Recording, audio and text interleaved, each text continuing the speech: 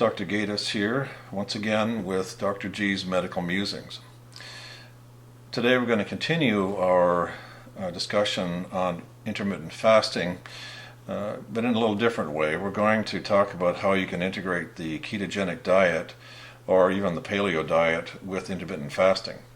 I like to call this the 12-hour intermittent ketosis plan, the 12-hour intermittent ketosis eating plan, actually.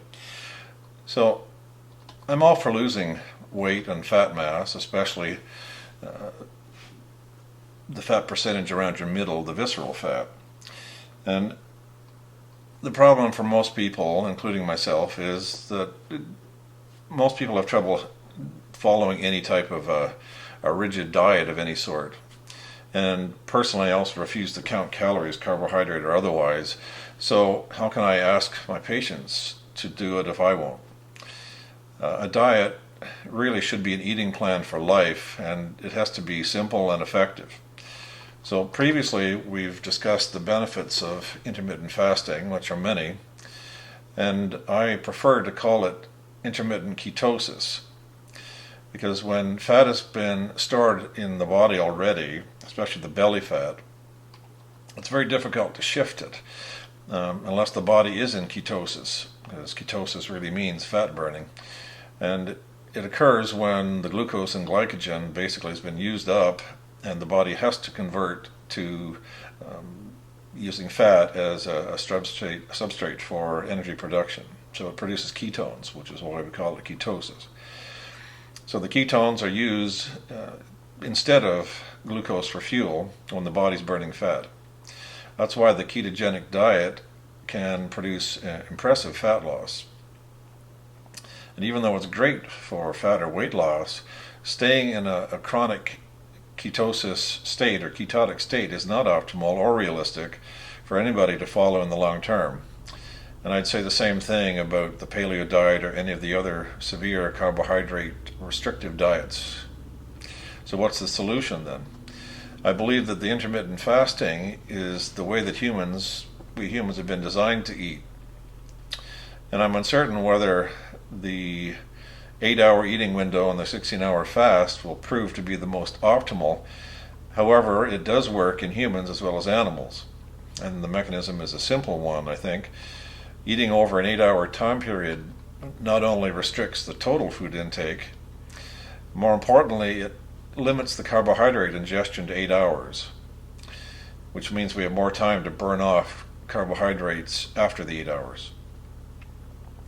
So voluntary fasting for the 16 hours and fasting while we sleep will eventually burn off the glucose and the glycogen to the point that the body will shift into the fat burning mode.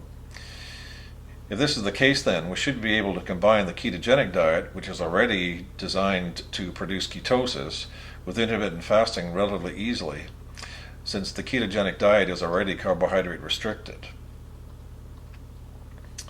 It also has a high intake of the good fats, and again, for the record, we could also combine it with paleo or any other carbohydrate restriction diet. What I'm proposing is the 16-hour carbohydrate restriction, or food restriction, if we would call it that, eating carbs over an 8-hour window, and perhaps using the ketogenic approach on the either end of the cycle. For example, I've experimented with this where I chose my eating time to be 9 to 5, and I could eat ketogenically between 7 and 9 in the morning. Like, for example, I could have a keto breakfast in the morning, and I could have a keto dinner between 5 and 7. So that adds up to a total of 12 hours.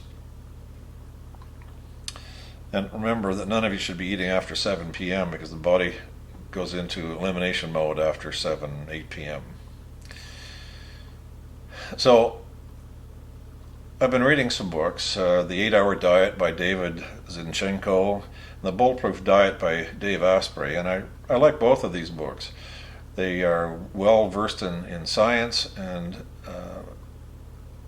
even though Dave Asprey uses the bulletproof coffee, which I can't do, you can have some substitutes there.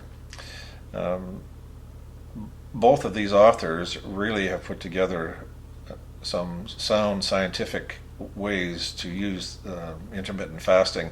The Dave Asprey one is close to ideal because it kind of incorporates the intermittent fasting in his dietary ideas. But both books are really well researched and documented. So, in order to monitor your progress, you need to take some initial physical measurements like chest weight, hip size, upper arm circumference.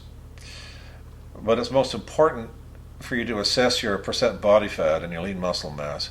This is most easily done with a BIA or a body impedance analysis device. Many gyms have them. Many scales have this ability that you can just buy at your local Shoppers Drug Mart or drugstore somewhere. Because any weight loss has to come from fat and not from lean muscle. You have to maintain your lean muscle mass, otherwise you're not doing yourself a favor. So, in summary then, for an eating plan to work for you, it has to be simple, effective, and non-depriving. And since we all have to eat, when we eat and what we eat is of paramount importance. And I happen to think that the intermittent fasting idea is a good one.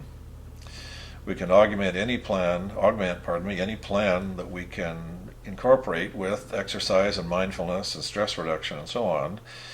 But be aware that ketosis is necessary for losing stored fat weight.